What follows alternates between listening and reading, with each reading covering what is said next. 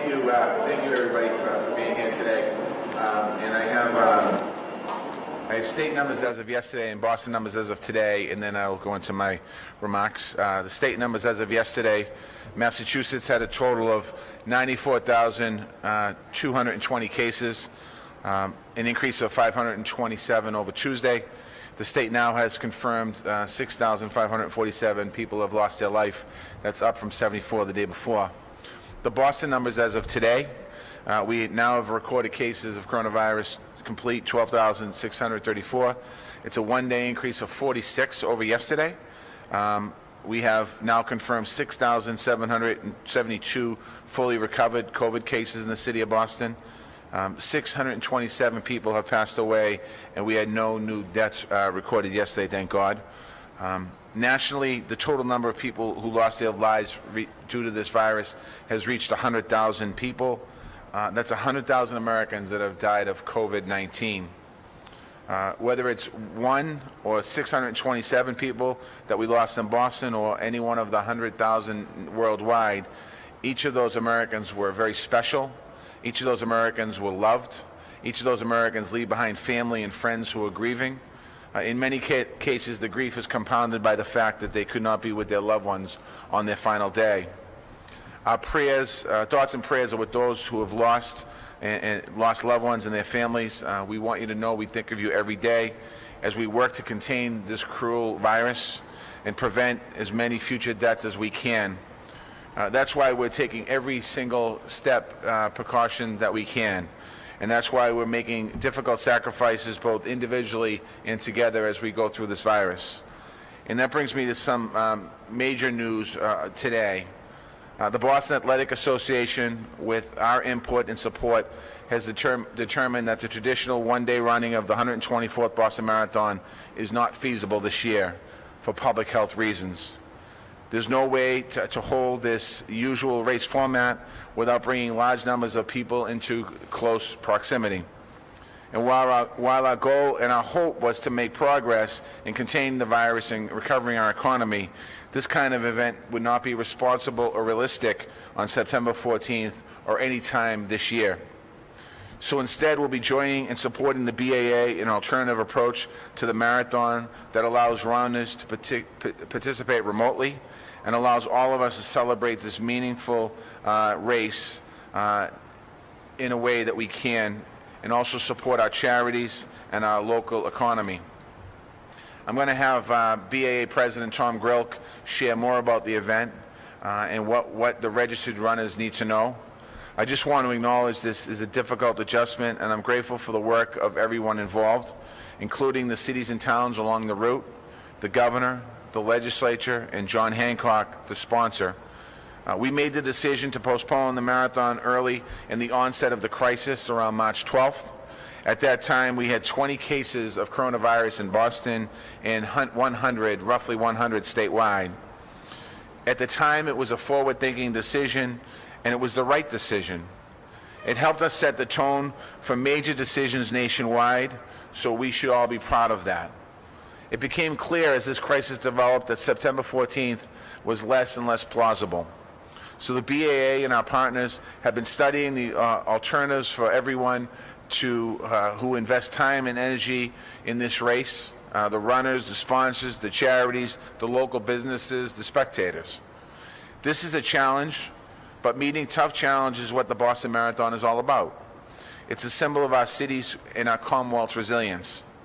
So it's incumbent upon all of us to dig deep, like a marathon runner, like we did in 2013, and keep that spirit alive. And I know that's what we'll all do.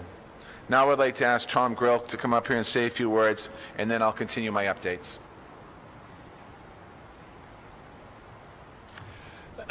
Mayor Walsh, thank you very much. Glad for the opportunity to be here with you today.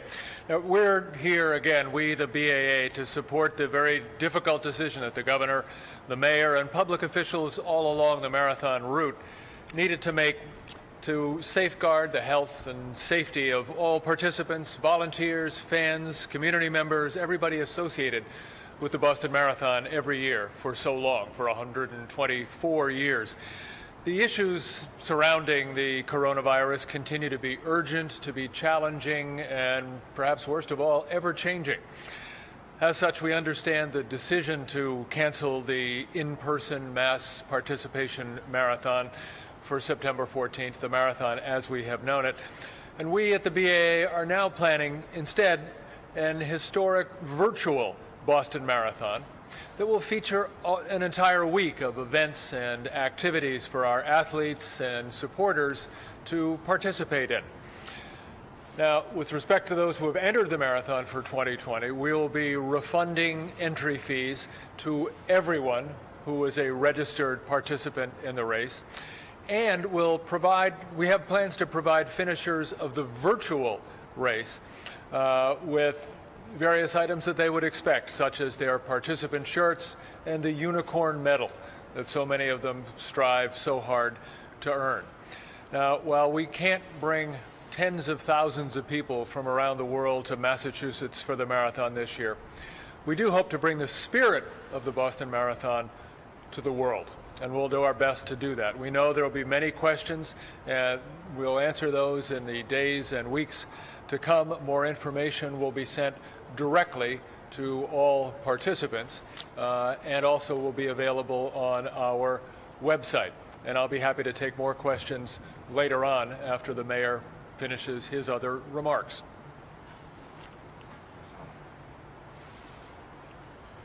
The only thing positive about canceling the marathon and doing it virtually is that Commissioner Gross and myself will be running in this year's marathon.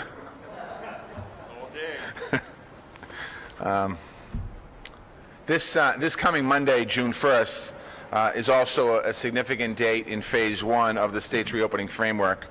It's a date that we've asked for in the city of Boston to have office workplaces begin to reopen. We asked for the extra time because of the size of our Boston's commercial sector and the unique role we have to play in the region's working and commuting patterns.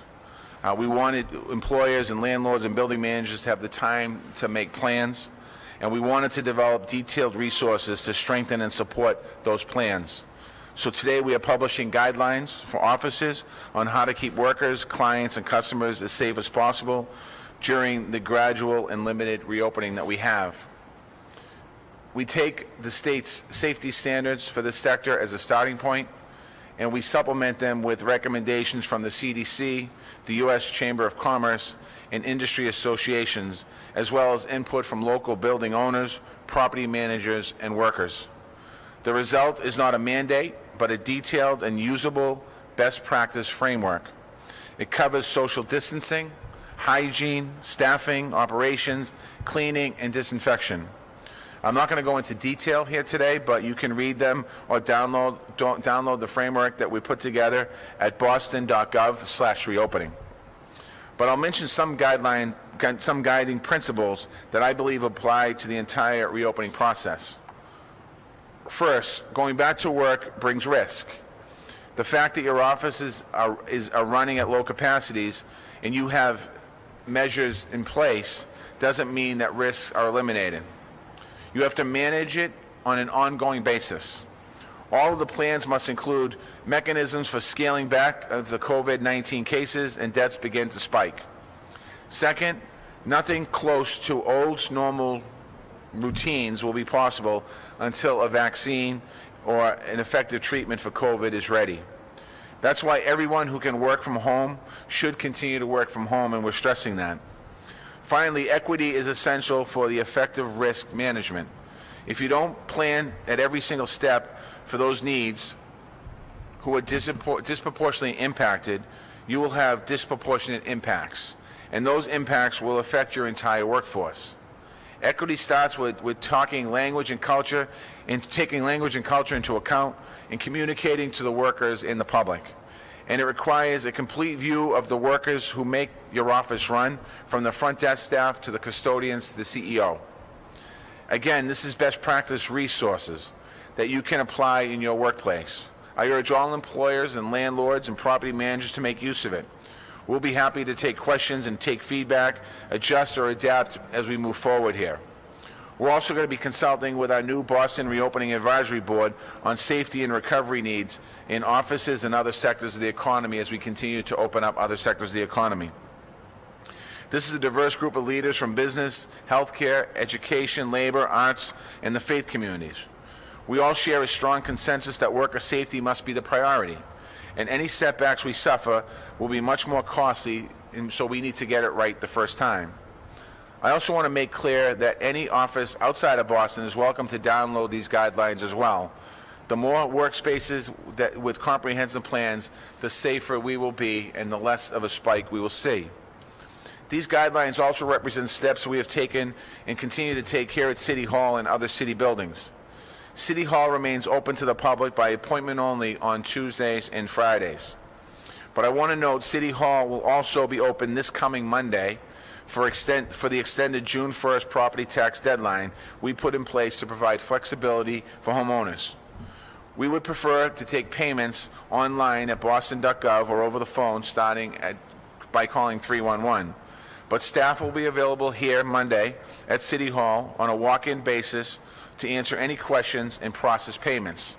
I'm asking people, if you come to the building, please wear masks, and when you come in, you will be asked to take a temperature and some questions to see how you're feeling. Before I move on, I also want to remind our small businesses that our Healthy Reopening Grant applications went live this afternoon. There was a $6 million program that I announced on Tuesday to provide capital for PPE, plexiglass partitions, and other safety measures. We're asking people, if you want to apply for those grants, go to boston.gov/reopenfund for the information in multiple languages. Today, I can also share some of our new steps to improve health and safety in our public spaces. It's a package of changes that we're calling Healthy Streets. It's going to improve social physical spacing for our neighborhoods. It will help workers and small businesses recover. It will also continue the work we're doing before the crisis, making public spaces in Boston more safe and more accessible and more healthy. It starts with expanding bus stops and bus lanes. Working with the MBTA, we've increased spaces at bus stops on bus routes used by workers, including areas of East Boston, Mattapan, Roxbury, South Boston, and downtown. We're putting in new bus lanes on Washington Street and upgrading bus lanes on Essex Street for the Silver Line through Chinatown. We're also building dedicated bike lanes. The first phase will connect downtown job centers to our existing citywide bike lane network. We're starting with at least 8 sections of road connecting downtown, Back Bay, and the South End. These are lanes that are comfortable for new bike riders, families, and essential workers and commuters.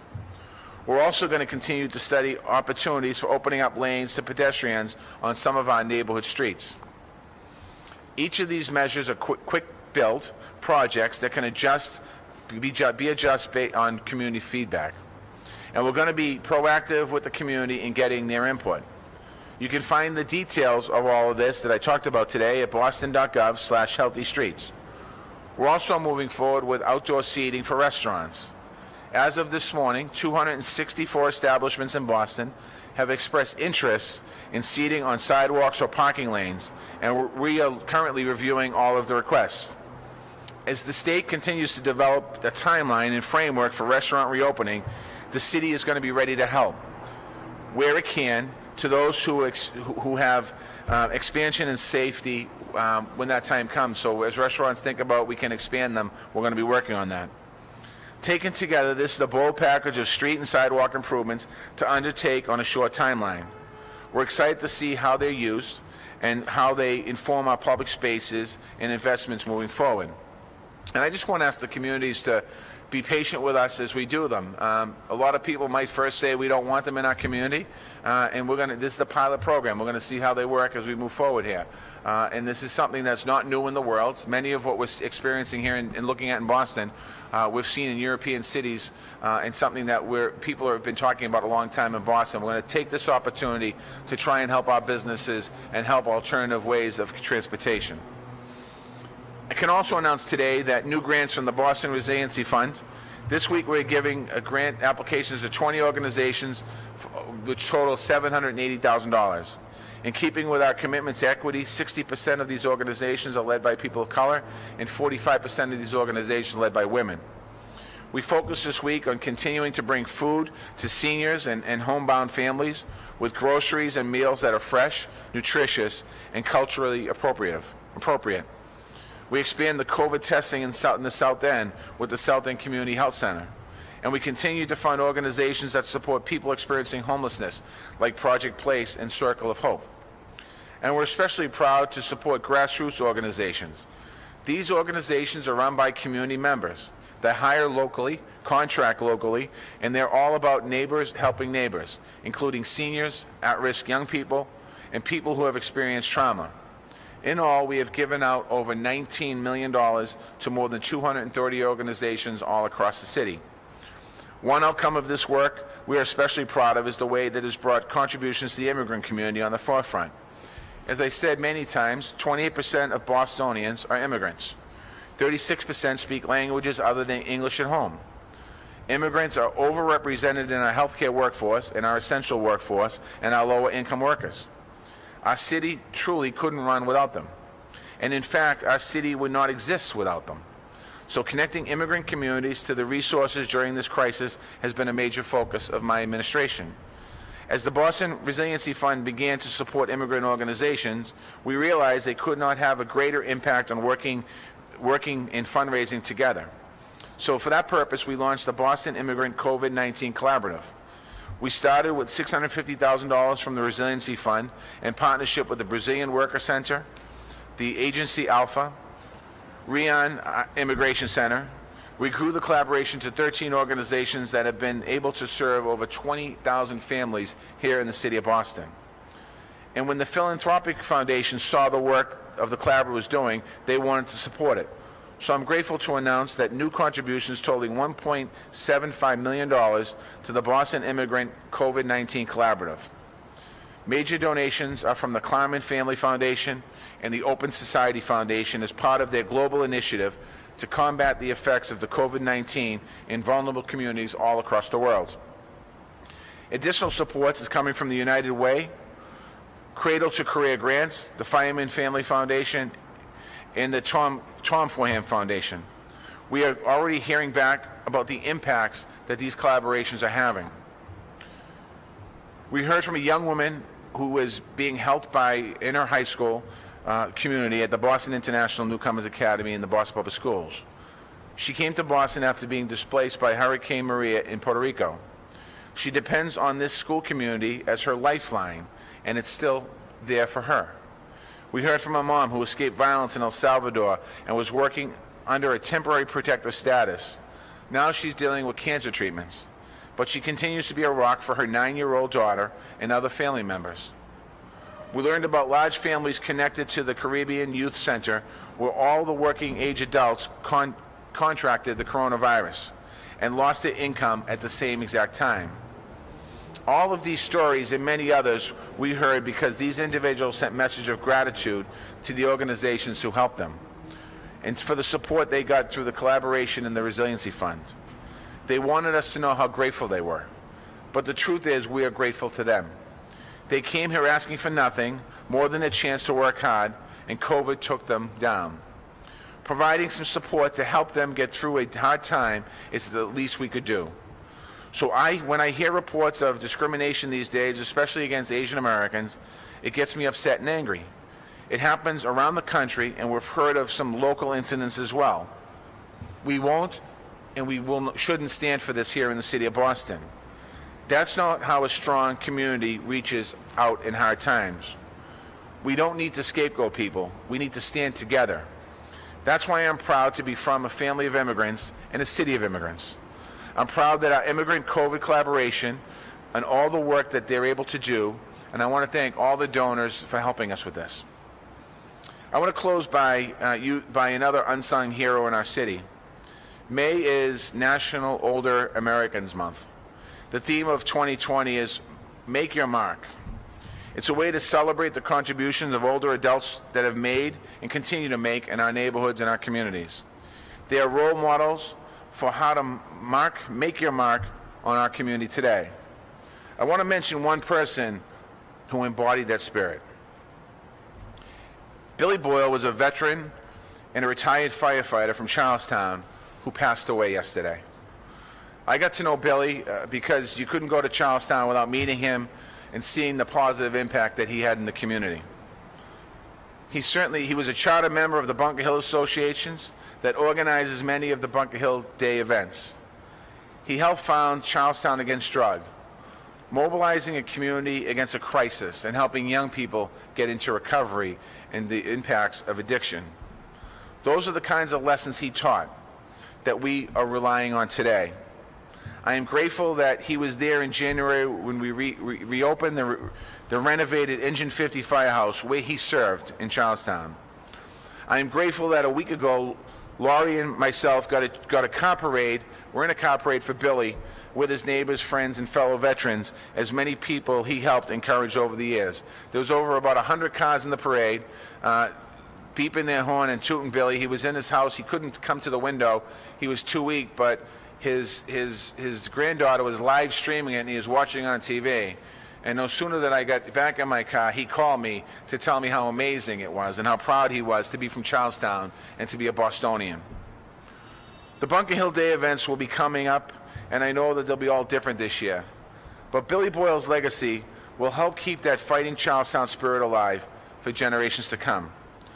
Billy, my prayers are with you and your family, and we love you, and we're going to miss you. I have one question here, I believe that was pre-submitted, and then I'm going to open up for questions.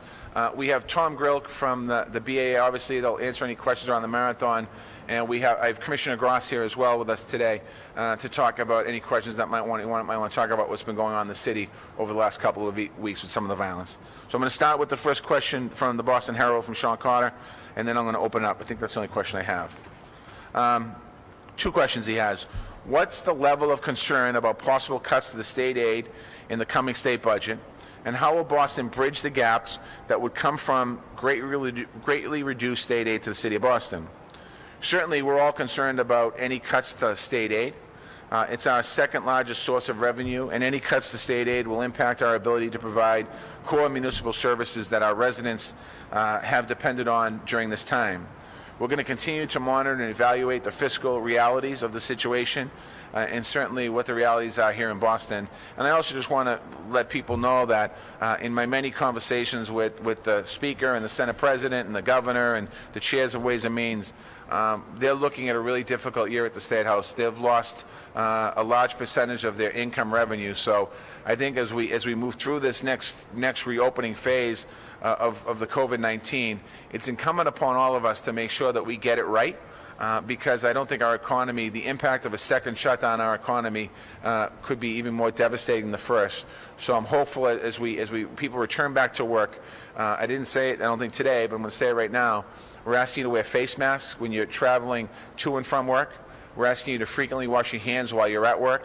We're asking you to make sure you clean down surfaces that you touch and take good personal care of yourself as we continue to come back to work. With that, I'm going to open up to questions.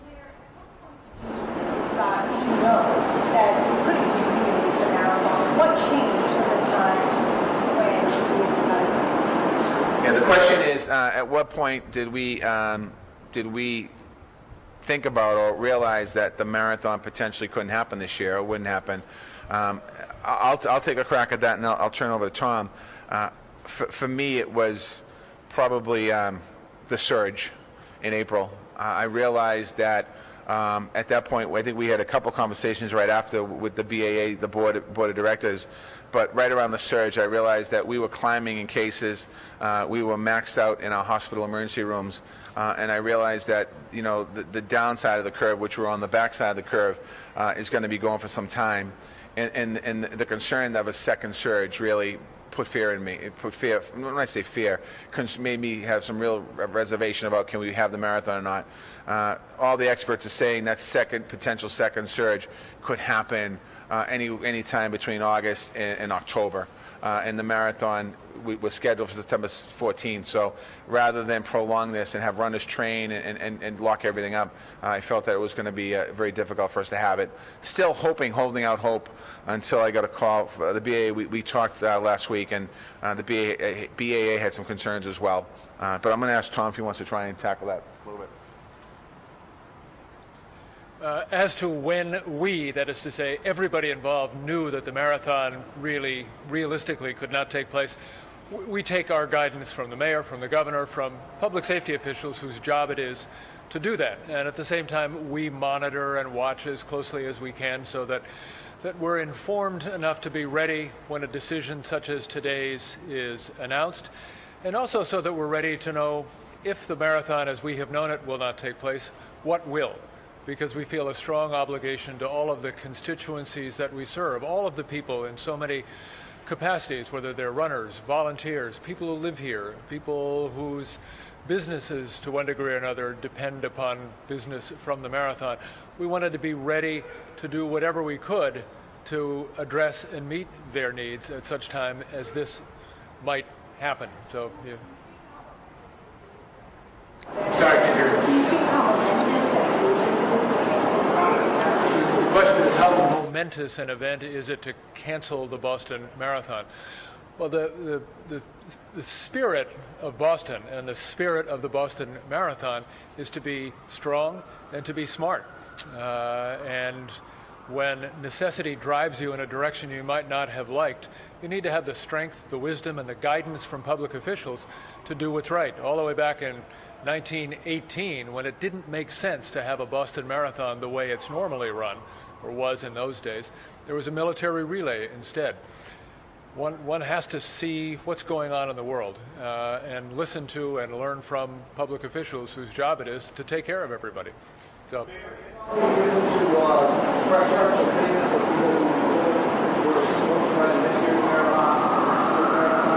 The question is whether there would be any preferential treatment for people who were entered in this year's race when it comes to next year's race. And what we'll be doing is to recognize qualifying times for 2021 from everyone who ran in 2018, 19, and 20. So what we'll do is recognize what we refer to as a qualifying window going all the way back to the middle of September in 2018, so that marathons run during that period by people who qualified to and entered in this year's race, or anybody's times during that period, will count toward entry for 2021. Just to be clear, is this the first time that in the 124-year history of the race that it's not going to be run here? This is the first time for that. The question is this the first time that the Boston Marathon, as we have known it, as a mass participation race, will not be run? And apart from 1918, which I described before when it was a military relay, this is the first time. Now, there have been events that were modified.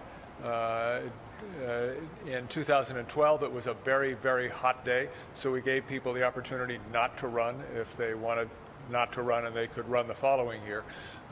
In the year following the bombing, not everyone was able to finish that year, and we gave people the opportunity to come back and run.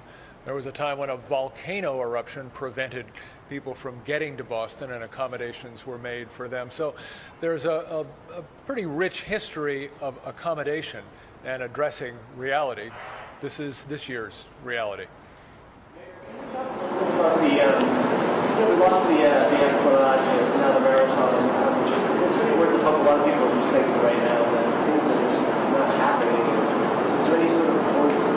Yeah, you know, the question is, you know, obviously the cancellation of the marathon, 4th of July, some of these events that we're having, some words of hope. And I think that, you know, we're living through very uncertain times, very extraordinary times. And I think that for all of us, we're going to look back on this time and come out stronger. And I think that we're putting our own health and other people's health before our own celebrations, if you will, our own enjoyment of these different events. And I think that as we move forward here, you know, all of this will come back next year. We'll have it all next year.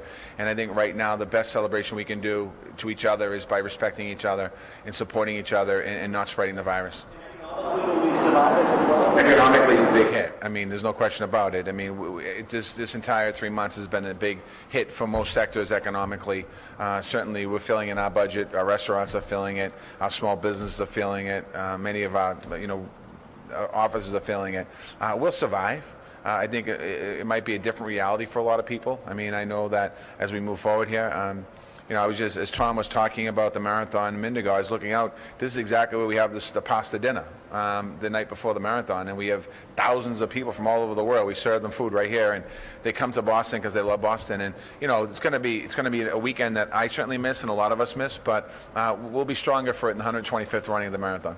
Economic hit, can you hang a number on that? Yeah, I want to say, I think the economic hit's about, I think it's 200 economic hit. Good year, in excess of 200. Yeah, the question is an economic hit for the city and the region, if you will. It's over $200 million for the weekend. The question is any talk right now, but had the Charles? No, and the state would make the call on that one. Mayor, what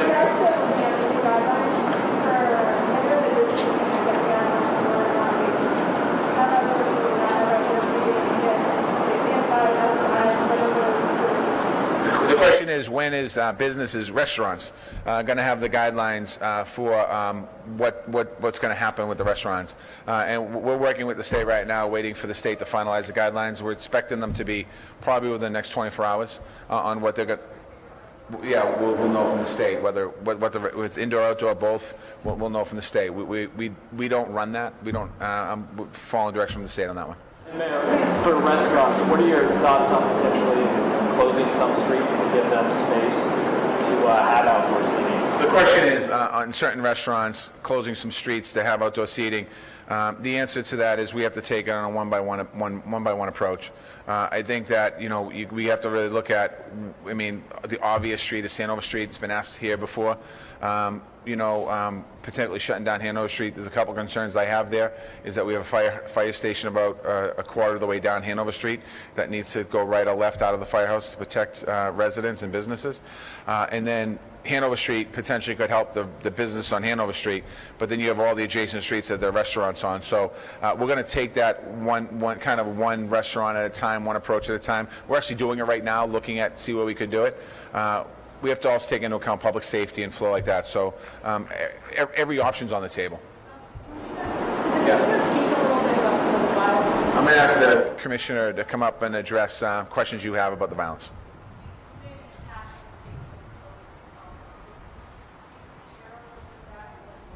Which one? I made two.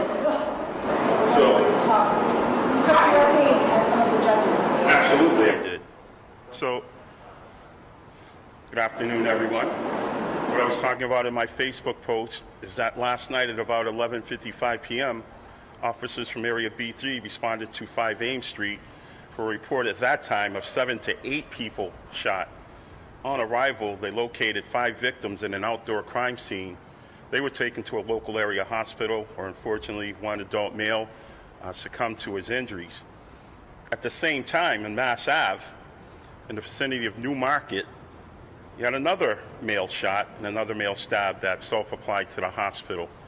You've heard me say many times before that violent offenders should not be released back to the neighborhoods, and here's why.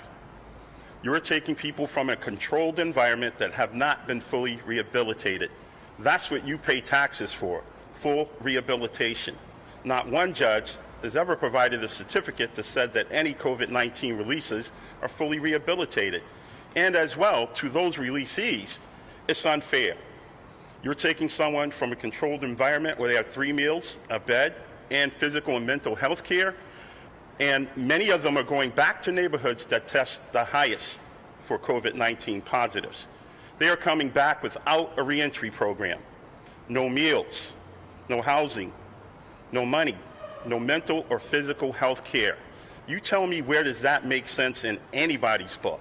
So, as well, I'll close on that answer and this in a minute. The mentality on the street is that you can do whatever you want. You heard me cite before that Mr. Utley, who had an electronic bracelet on for an OUI and firearm offense, committed a murder, allegedly, whilst on electronic bracelet. And he's let out because he could get sick. We need to be talking about the individuals that are released to the community that are impacting our neighborhoods and impacting violence, because the mentality out on the street, this is from a 35-year street cop, is that you can do whatever you want because there are no repercussions from the court.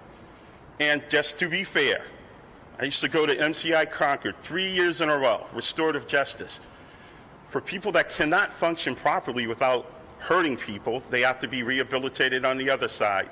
With that being said, programs and initiatives must be fully funded so that they can be fully rehabilitated before they return as citizens, and hopefully citizens that will be able to function without committing acts of violence. So that's why I'm upset. If I could follow up. Yeah. You know, you referred to some of the judges as liberal judges. I mean, what would be your message to them right now? Your job as a judge is to be fair and impartial and make the best decisions for the neighborhood.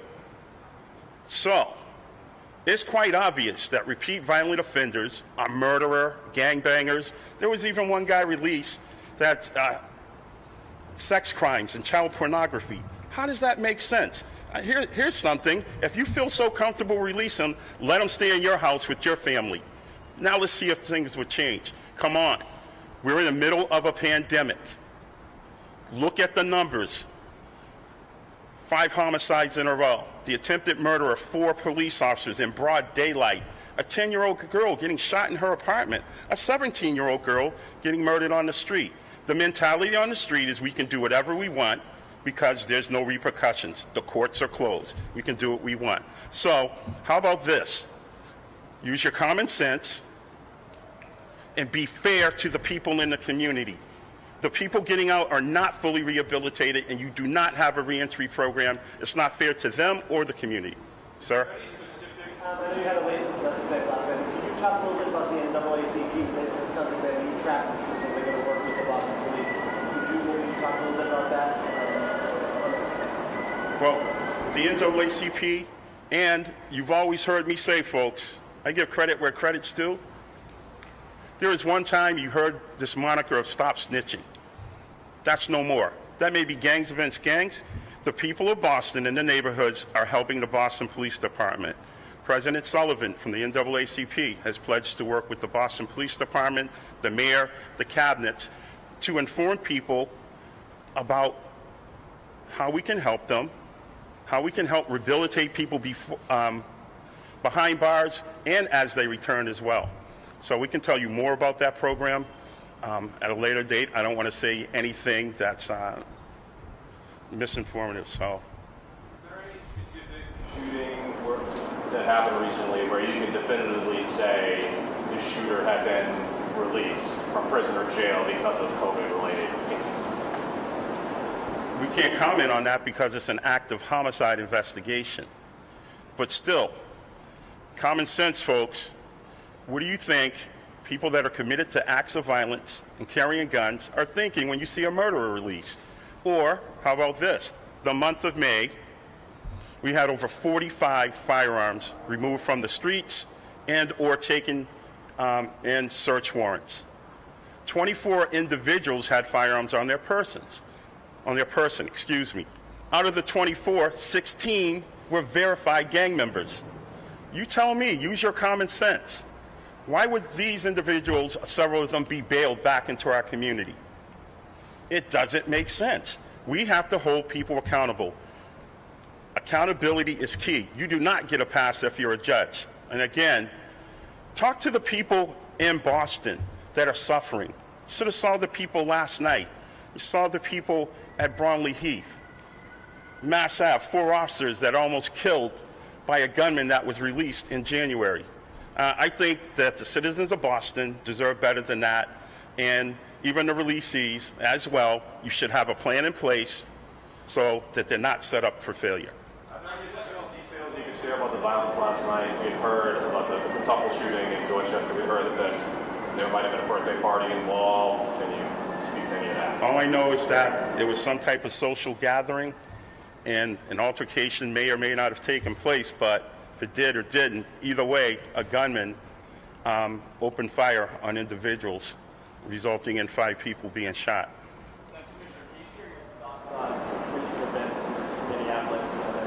Absolutely. So I'm a member of the National Organization of Black Law Enforcement Executives, as well a board member of the International Association of Chiefs of Police, as well a member of Major City Chiefs. We all condemn the actions of the 4 officers, their actions led to the death of Mr. George Floyd. There is nowhere in any of our training manuals where kneeling on someone's neck is a proper procedure to quell an arrestee's behavior. That act has set policing back years. In Boston, we're lucky that we have such a great relationship with the community. Our community policing model is one of the tops in the country, but a lot of people think the actions of a few are indicative of the actions of all police officers. That is not the case. So we condemn those acts of violence, and we stick and we stand with the Chief Arredondo of Minneapolis. As well, we have a Massachusetts chapter of Noble, and we fully condemn the actions of those officers. And God bless Mr. Floyd and his family and friends. That's not how we police. But I can say this in closing. These are incidents where we must use them as teachable moments and learning moments so that we'll never repeat that. In 21st century policing, you have to keep in mind de-escalation, right, procedural justice, and fair and impartial policing. I don't think any of that was shown in Minneapolis, and for those 4 officers, they should be held accountable. Thank you. I just want to add what the commissioner just talked about was I want to just special recognition to the chief and the mayor of Minneapolis who acted quickly in removing those officers from the force. And I contacted the mayor today. I shot him a message just to say we're thinking of him here in Boston, and they didn't mess around with that, and they acted appropriately and in a quick manner, at least on the first step of this. So I want to commend them for that. Any other questions on COVID? Or whatever you want to ask me. I know you've opted throughout this not to pursue maybe more punitive measures in terms of like enforcement, fines, and what have you for COVID-related violations. Yep. Can you just speak to your decision-making behind that? What behind that? Because the question is, we have not.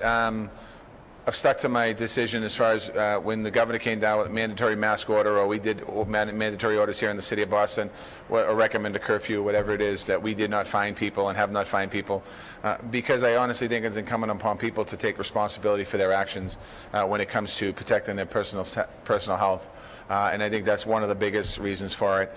And the second piece is the inequities that we've seen around the country that I don't want to see happen here in Boston, dragging people off buses and arresting people for not wearing things. I'm not going to do that in the city, and I've made it very clear from the very beginning. We're going to continue to ask people and recommend and enforce the best we can as far as giving people the numbers. I gave some numbers here today about cases and the worry about if you love the Boston Marathon and you're mad at me today and Tom Grillick for canceling the marathon, and you're sitting in your house and you refuse to wear a mask, well, that's a sign right there. Wear a mask. If you want to come back to the 4th of July celebrations, you want to go back to Fenway Park or the Boston Garden and see the Bruins and Celtics play, or go down to Foxborough and watch the Patriots in September, like I hope we all do, we're asking you to wear a mask. If you want to, visit your elderly parents, your elderly family members.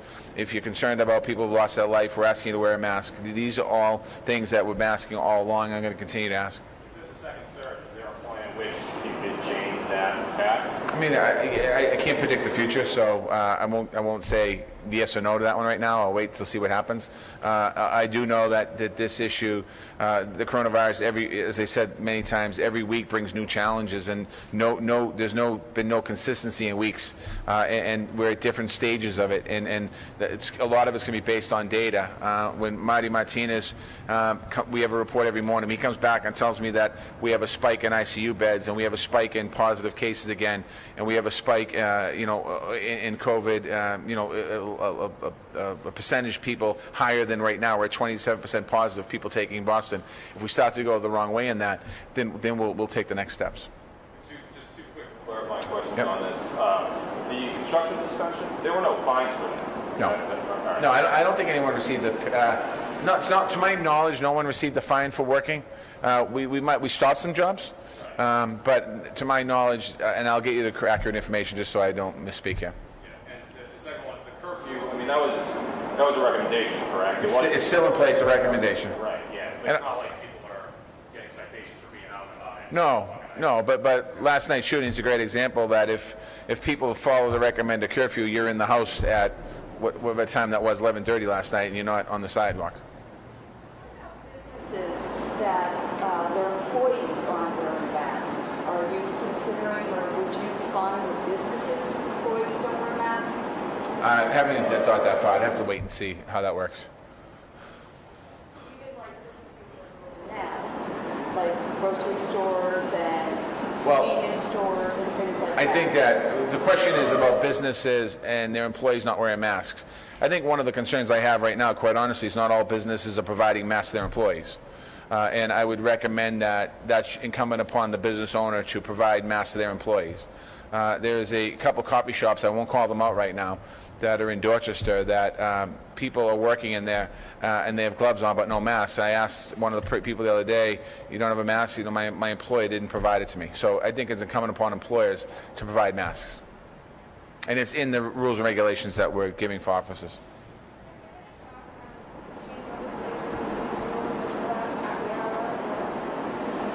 The question is there been any talk about legislation changes regarding happy hour and things like that? I believe the legislature is working on a restaurant package in order for us to be able to have takeout and beer and wine being sold out as takeout now in restaurants.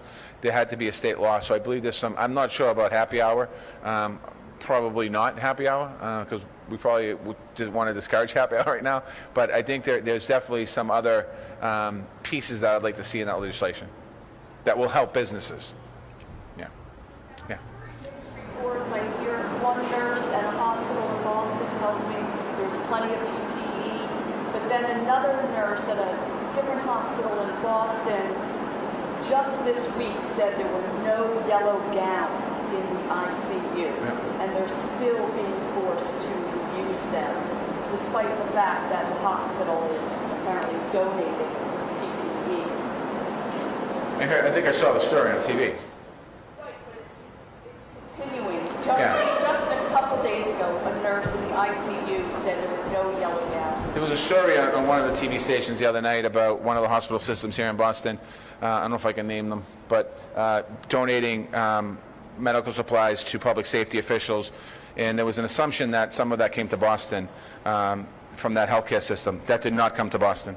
I looked it up yesterday. I contacted police, fire, EMS, and we did not receive any PPE from that hospital system. But I think that it's incumbent upon hospital systems to provide the PPE, the masks and the gloves and the gowns, unless they can't get them, to your nurses and doctors. Their front line. Let me worry about my first responders in Boston. We have a system in place that we have a call every day, and we're constantly out there pursuing masks and gloves and gowns, quite honestly, for police, fire, and EMS every single day. So I would suggest to that one hospital system that you're talking about that they take a good look in the mirror at themselves and provide their nurses and doctors with the appropriate PPE because they're making plenty of money. Thank you.